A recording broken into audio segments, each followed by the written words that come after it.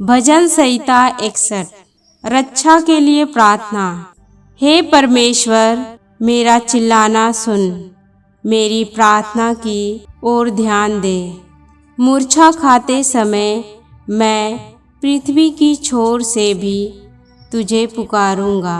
जो चट्टान मेरे लिए ऊंची है उस पर मुझको ले चल, क्योंकि तू मेरा शरण स्थान है और शत्रु से बचने के लिए ऊंचा गढ़ है।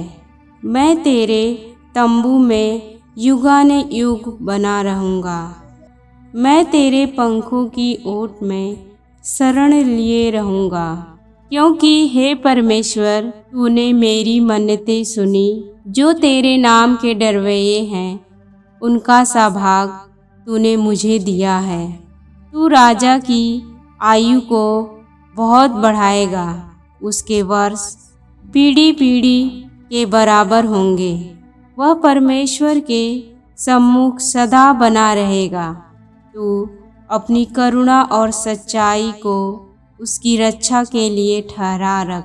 इस प्रकार मैं सर्वदा तेरे नाम का भजन गा गा कर अपनी मन्नतें हर दिन पूरी किया करूँगा। आमीन। भजन संहिता 62।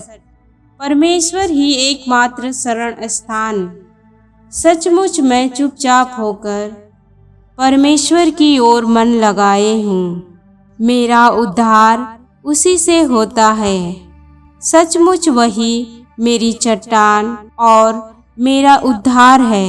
वह मेरा गढ़ है, मैं अधिक न डिगूंगा। तुम कब तक एक पुरुष पर धावा करते रहोगे कि सब मिलकर उसका घात करो?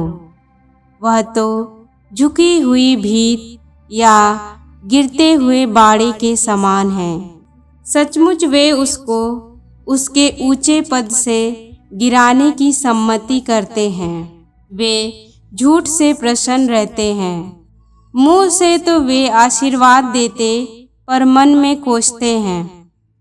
हे मेरे मन, परमेश्वर के सामने चुपचाप रह, क्योंकि मेरी आशा उसी से है। सचमुच वही मेरी चट्टान और मेरा उद्धार है।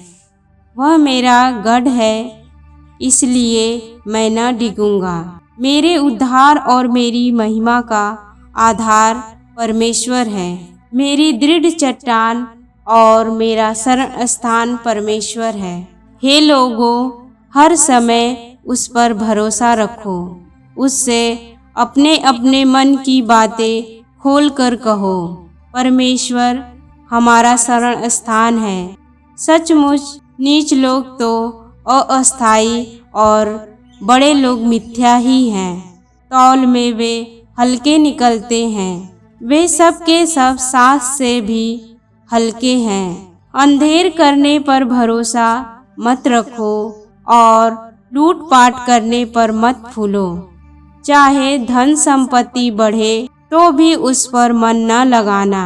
परमेश्वर ने एक बार कहा है और 2 बार मैंने यह सुना है कि सामर्थ्य परमेश्वर का है और हे प्रभु, करुणा भी तेरी है, क्योंकि तू एक एक जन को उसके कामों के अनुसार फल देता है।